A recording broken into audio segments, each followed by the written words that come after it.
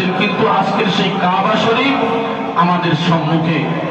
যাদের সম্মুখে কাবা শরীফ জীবনের প্রথম দর্শন হবে, তাদের চোখ পেয়ে শুধু অশ্রু অর্থাৎ পানি পড়তে শুরু হবে, পানি পড়তে শুরু হবে। আল্লাহ, কত মানুষ, কত ধরান্তশালী, কত কোটি কোটি টাকার মালিক আছে, আর আল্লাহ সুবহানাহু ওয়া তাআলা আমাকে কবুল করে নিয়ে এই জায়গায় আনিয়ে দিয়েছেন।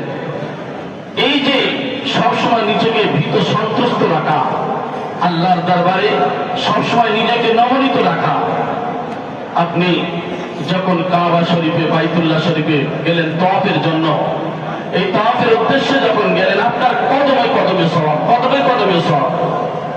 অতএব আপনি যখন কাবা শরীফের, বাইতুল্লাহ শরীফের আন্ডারে যখন গেলেন, সর্বপ্রথম আপনার কাজ হবে কি করা? ওই যে সবুজ লাইট ডান দিকে উপর থেকে নিচ পর্যন্ত দেওয়া আছে, হাজী সাহেবরা যারা গেছেন তারা তো দেখেছেন। আর আপনার তওয়াফ শুরু হবে। আল্লাহ রাসূল সাল্লাল্লাহু আলাইহি সাল্লাম ওই হাজারে আসওয়াদে চুম্বন করেছিলেন।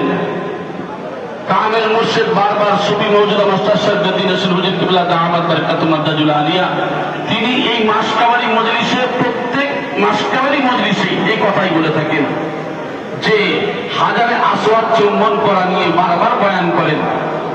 এই হাজার ঝড় করে পানি পড়ছে, খলিফা মুসলিমিন উমরের চোখ থেকে পানি পড়ছে, আর বলছে, হে পাথর, তুমি পাথরই আছো, তুমি না উপকার করতে পারো, না উপকার করতে পারো, কিন্তু পাথর, তোমার এই জায়গায় আমার নবী জনাবে মুহাম্মদ রাসূলুল্লাহ সাল্লাল্লাহু আলাইহি ওয়াসাল্লাম তিনি চুম্বন করেছেন, আর আমার নবী চুম্বন করেছেন বলে আমি খলিফায়ে মুসলিমিন, আমি উমর, আমি তোমাকে চুম্বন দিচ্ছি। জোরে বলুন সুবহানাল্লাহ।